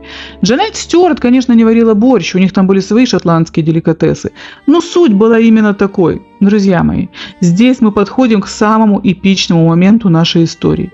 У любого нормального человека сейчас возникает вопрос: ребят, вы что, серьезно? Ну вы же знали, что Маргарита едет. Переговоры о ее возвращении велись на высшем уровне. Гонцы скакали, трубы трубили. Это не был сюрприз-визит свекрови в субботу утром. Почему же наш Арчибальд и его Джанет не замели следы? Почему не вывезли сундуки, не проветрили комнаты и не спрятали все, что пахнет духами Джанет, в самый глубокий подвал? Все просто. И одновременно все очень, как бы это мягче сказать, по-дебильному. Знаете, есть такой тип людей. Они до последнего верят, что и так сойдет. Его логика: я здесь хозяин, я ж Дуглас. Приедет она, поворчит. В конце концов, я же ей позволил вернуться. Она должна быть благодарна. Он настолько заигрался в альфа-самца, что просто не счел нужным суетиться. А что же Джанет? Друзья, за 1,5 года она не просто привыкла к роли хозяйки, она в нее вросла. В ее сумочке, или что там у них было в 16 веке, лежал тот самый преконтракт. Психологически она считала себя законной женой, а Маргариту досадной помехой, которая где-то там, в Лондоне, клянчит деньги. Она не собиралась бежать. Она собиралась встретить бывшую своего мужа на правах полноправной владелицы замка. Представьте себе, это тот самый момент из анекдотов, когда хозяйка возвращается из командировки, открывает дверь своим ключом, а муж даже не успел спрятать любовницу под диван, просто потому, что был уверен: авось принесет. И вот картина. Маргарита Тюдор заходит в замок. Джанет Стюарт, застигнутая врасплох, возможно, в том самом халате, или в лучшем платье из гардероба Маргариты, с выражением лица: а вы, собственно, кому? Друзья мои, давайте разложим все по полочкам, чтобы эта невероятная история уложилась в голове. Помните старый добрый мультик «Бобик в гостях у Барбоса», когда дедушка уходит, а домашний пес Барбос приглашает уличного Бобика, и они начинают хозяйничать. Прыгают по кроватям, сметают все из холодильника и поют песни о том, что человек собаке друг. Так вот, в нашей истории все один в один, только на уровне целого королевства. Дедушка – это наша Маргарита. Барбос – это ее муж Арчибальд. Бобик – это Джанет Стюарт. В мультфильме дедушка возвращается, веселая компания в ужасе разлетается кто куда. Но в жизни все оказалось гораздо циничнее и сложнее. Да, Маргарита вернулась. Да, она устроила грандиозный разнос. Бобик с Барбосом, образно говоря, обнялись и вышли за порог. Но не обольщайтесь, они не ушли по-хорошему. Казалось бы, Арчибальд, будучи не бедным лордом, должен был отвезти Джанет в свой родовой замок. Но нет, наш Анчоус проявил эпическую наглость. Он просто перевез Джанет в другой замок Маргариты. Это не шутка и не преувеличение. Они просто переехали из одной квартиры дедушки в другую его же квартиру, только в соседнем районе. Почему дедушка не смог навести порядок? В мультфильме у дедушки был непререкаемый авторитет. В Шотландии 16 века у Маргариты, несмотря на ее королевскую кровь, рычагов влияния не было. Арчибальд нагло заявлял: «Я твой муж, по закону все твое – это мое, и я сам решу, кто будет жить в этих замках». За Арчибальдом стоял клан Дугласов, а за Маргаритой только ее гнев и письма брату, который был далеко. Знаете, друзья, в этой мутной истории есть один светлый момент. У Маргариты хватило гордости. Увидев этот союз Бобика и Барбоса в своем халате и на своих простынях, она приняла окончательное решение. Все, никаких примирений, никаких вторых шансов. Она не стала бороться за Барбоса. Она поняла, что этот человек не ее защита, а ее позор. Именно в этот момент Маргарита начинает то, что казалось тогда невозможным – процесс развода. Друзья мои, а теперь внимание, пристегните ремни, потому что мы входим в зону такой исторической турбулентности, что у меня самой голова идет кругом. А знаете, то, что творилось в Шотландии в те годы, это не просто история, это какой-то безумный исторический винегрет. Причем такой, где повар сначала мелко нарезал овощи, потом передумал, добавил туда селедку, залил все это компотом, а сверху щедро посыпал порохом и поджег. Если я сейчас начну вникать в каждую микроскопическую деталь, описывать каждый заговор и каждый чих каждого лорда, наш ролик затянется до августа. И вместо того, чтобы ехать в отпуск, мы с вами будем выяснять, кто кому наступил на плащ в Эдинбурге в 1522 году. Поэтому, чтобы мы все окончательно не сошли с ума, я буду объяснять буквально на пальцах, коротко, ясно и пошагово. Мы разложим этот винегрет на отдельные тарелочки. Вот тут у нас поножовщина, тут похищение детей, а вот здесь наш анчоус в очередной раз переубывается в прыжке. Итак, представьте себе Эдинбург, 1520 год. Регент Албани, главный начальник, уехал во Францию, и в городе начался вакуум власти. В Шотландии это всегда означало одно – кто первым схватит нож, тот и главный. Суть конфликта. Два мощных клана – Дугласы, наш Арчибальд, и Гамильтоны, его главные конкуренты, столкнулись на узких улочках столицы. Это не была благородная рыцарская битва. Это была настоящая поножовщина у подъезда, только в масштабе города. Зачем? Чтобы решить, кто будет контролировать Эдинбург и, соответственно, иметь доступ к казне и малолетнему королю. Что произошло? Арчибальд и его Дугласы подготовились лучше. Они просто вышли на улицы и начали методично вычищать Гамильтонов. Людей резали прямо на порогах домов и мостовой. В итоге Гамильтоны в ужасе бежали из города. Их главарь вообще спасся на лодке. Итог. Это событие вошло в историю как очистка мостовой. Арчибальд стал фактически хозяином Эдинбурга. Он показал всем: я главный пес в этом районе. Барбос в смысле. И мне плевать на законы и на какую-то там обиженную жену-королеву. Почему это важно для нас? А вот почему. Пока Маргарита писала письма папе римскому, умоляя о разводе, ее муж превращался в кровавого диктатора. Для Маргариты это означало, что бороться ей придется не с неверным мужем, а с вооруженным до зубов гангстером, который считает себя королем улиц. Друзья мои, а теперь достанем следующую тарелочку из нашего исторического винегрета. Маргарита Тюдор окончательно поняла, чтобы выгнать из дома обнаглевшего Барбоса и очистить Эдинбург от его мафии, ей не нужны слезы, ей нужен тот, кто умеет профессионально наводить порядок. И она вступает в игру по-крупному. Представьте, Эдинбург залит кровью после разборок. На улицах хаос. А наш Арчибальд чувствует себя королем бензоколонки. И тут Маргарита делает ход, от которого у всех лордов отвисли челюсти. Она приглашает в страну шерифа. Кто же этот загадочный герой? Помните, мы говорили вам про герцога Албани? Да-да, тот самый Джон Стюарт, который когда-то был злейшим врагом Маргариты, который отобрал у нее регенство и заставил бежать в Англию. Но времена изменились. Теперь Маргарита понимает, лучше иметь дело с законным французским герцогом, чем с собственным мужем-бандитом. Албани в этот момент находится во Франции, но на зов Маргариты он, конечно, откликается, и приезжает он не просто на коне прискакал в гордом одиночестве. Он привозит с собой мощь, профессиональную армию. Это не ополчение из соседней деревни, а обученные французские отряды. Мы не будем утомлять вас описанием каждой перестрелки и каждой стычки на крепостных стенах. Скажем просто, как только мафия Дугласов увидела на горизонте стройные отряды профессиональных солдат и дуло французских пушек, их боевой задор мгновенно испарился. Арчибальд Дуглас, который еще вчера дерзко смотрел в глаза королеве, вдруг осознал, что против этого шерифа его ножи и наглость не сработают. И что он сделал? Правильно, он сбежал. Поджав хвост, наш анчоус отправился в изгнание во Францию. А что же Джанет Стюарт, спросите вы? А все просто. Он уехал один, а Джанет осталась в Шотландии. Наш преданный жених даже не попытался взять ее с собой. Почему? Потому что во Франции ему нужно было строить из себя жертву политических интриг и договариваться о возвращении. А наличие незаконной жены на руках очень портило бы его имидж перед французским двором и папой римским. Представьте состояние этой женщины. Она 1,5 года жила как королева, хозяйничала в чужих замках, родила Арчибальду дочь, Джанет Дуглас, а потом ее просто оставили. Она была вынуждена вернуться под крылышко своего отца с ребенком на руках и сомнительным статусом. Для Арчибальда Джанет была инструментом. Пока она помогала ему унижать Маргариту и чувствовать себя хозяином, она была нужна. Как только запахло жареным и пришлось спасать собственную шкуру, всем спасибо, все свободны. Ну а мы продолжаем разбор нашего исторического винегрета. Селедку из него мы уже вынули, собачий помет тоже временно выкинули за забор. Он сейчас во Франции и вонять нам здесь не будет. Теперь вкус у нашего блюда становится гораздо приятнее, практически изысканным. Но пока Арчибальд во Франции, в Шотландии рулит герцог Албани. И как ни странно, они с Маргаритой спелись. Албани профессионал.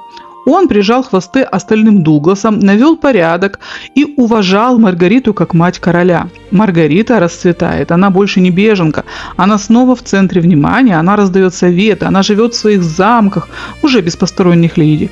Это был период ее триумфа. Но тут происходит поворотный момент. Албани окончательно решает, что с него хватит шотландских туманов и уезжает во Францию насовсем. Маргарита понимает, если сейчас не взять власть, ее снова кто-нибудь приватизирует. И она совершает дерзкий юридический маневр, который вошел в историю под названием «Возведение короля». Она берет своего сына Якова V, которому всего 12, привозит его в Эдинбург и объявляет: «Регенство закончено, мой сын полноправный король и сам будет править». А кто будет стоять за спиной 12-летнего мальчика и шептать ему на ушко указы? Правильно, Маргарита. Она становится де-факто главой государства. В это же время Маргарита окончательно вычеркивает Арчибальда из сердца. В ее жизни появляется новый мужчина – Генри Стюарт. Он молодой, симпатичный и, что важно, не Дуглас. Маргарита осыпает его должностями, делает его лордом-казначеем и фактически вводит в свою семью. А пока вернемся к нашим собачьим разборкам, потому что на горизонте снова показался Барбос с очень недобрыми намерениями. Мы переходим к следующей порции нашего исторического винегрета. Эта тарелка будет с тем самым привкусом собачьего помета, потому что на сцену снова триумфально, возвращается наш Барбос Арчибальд. Можно не есть, просто слушайте, какой ароматный замес устроил Генрих VIII, пока Маргарита пыталась наслаждаться тишиной. Пока Маргарита в Эдинбурге праздновала победу, наслаждалась обществом Генри Стюарта, ее родной брат в Лондоне, великий и ужасный Генрих, медленно закипал. Почему Генрих был в ярости? Французский след. Маргарита слишком активно дружила с Албани и французской партией. Для Генриха это была как красная тряпка для быка. Брат хотел, чтобы сестра была его марионеткой, а она вдруг решила, что сама умеет готовить политический винегрет, как мы с вами. Раз сестра не хочет играть по моим правилам, решил Генрих, я верну ей ее любимого мужа. Пусть он испортит ей весь этот праздник любви. Генрих VIII достает нашего Арчибальда из-за забора и привозит его в Англию.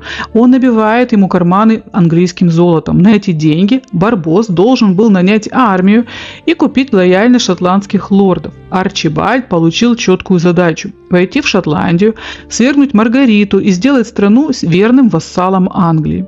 Генрих пообещал ему полную поддержку, если тот захватит короля.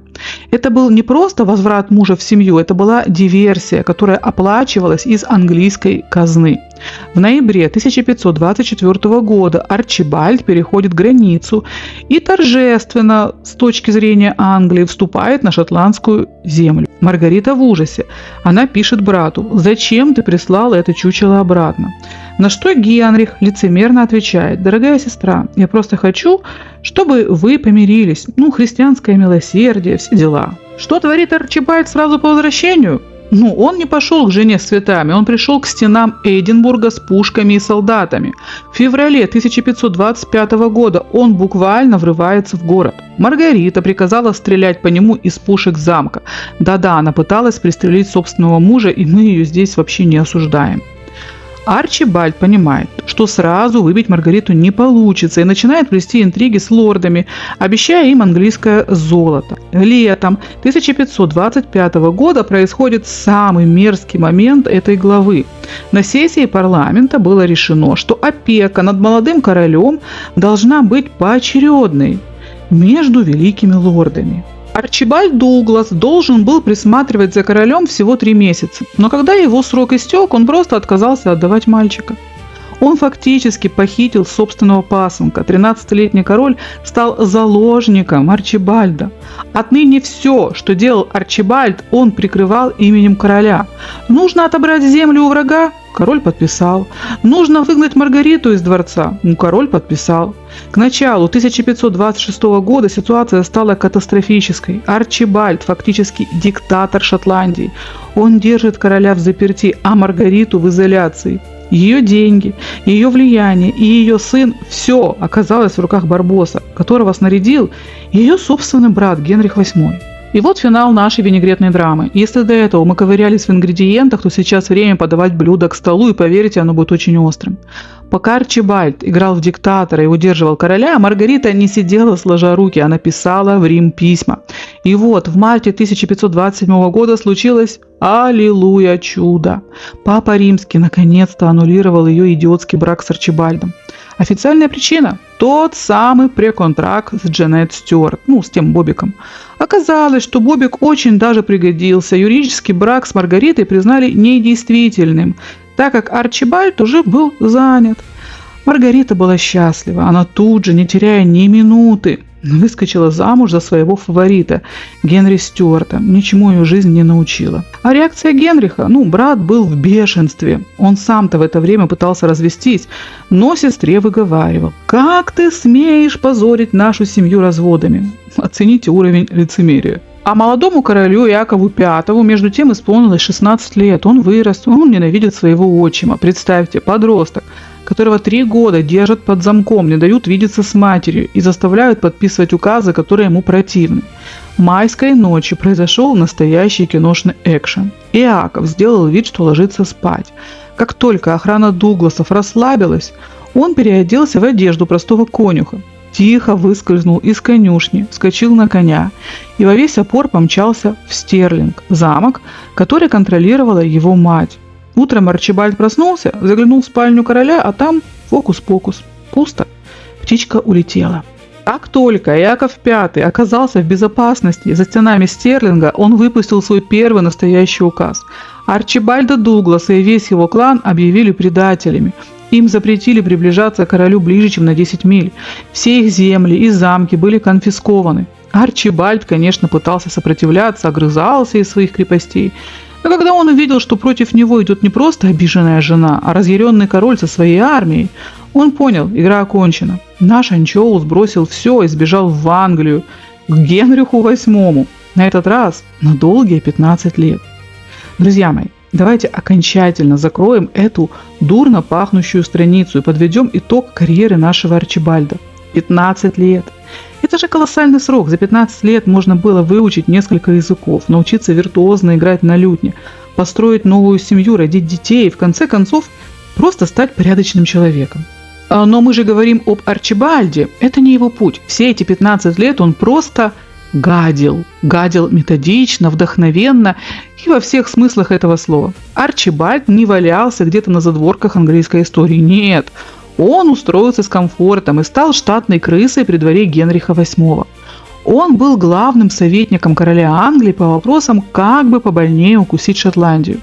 Он организовывал набеги на границах, сжигал амбары своих же соотечественников, издавал секретные тропы. Он потирал свои потные лапки, придумывая для Генриха изощренные способы, как побольнее укусить родную сестру Маргариту и как подставить собственного пасынка молодого короля. Он превратил свою жизнь в бесконечный сеанс вредительства, тратя каждый день на то, чтобы придумать новую срань. Простите мой французский, но иначе не скажешь. Для своей родины. Знаете, что в этой истории вызывает самое сильное омерзение? Вспомните, с чего мы начинали. Черный Джеймс Дуглас, легендарный рыцарь, который вез сердце короля Шотландии в серебряном ларце на Святую Землю. Вспомните его деда Арчибальда Кольцу и Кота, который был суров, но он любил свою землю и защищал его. И вот этот котенок, этот потомок великих воинов превратился в ничтожество. Вместо того, чтобы нести сердце короля, он 15 лет копался в грязном белье своей семьи, торгуя честью, фамилией, за английские объедки. Это даже не падение, это полное гниение личности. И вот, спустя 15 лет, когда время сделало за него всю грязную работу, его бывшая жена Маргарита Тюдор умерла, а король Яков V, его пасынок, тоже скончался, наше чучело отряхнуло английскую пыль со своих поношенных штанов И уже изрядно помятый, постаревший и пропахший предательством, наконец-то отправился в Шотландию. Он вернулся в качестве троянского коня. Он приехал выполнять очередной грязный план Генриха VIII по захвату власти. Ту самую историю с грубым сватовством, пытаясь затянуть в английские сети маленькую Марию Стюарт, внучку своей собственной бывшей жены. Вот как выглядела эта финальная тарелка нашего винегрета. Брак по расчету. Снова. Едва переступив границу, Арчибальд первым делом решил жениться.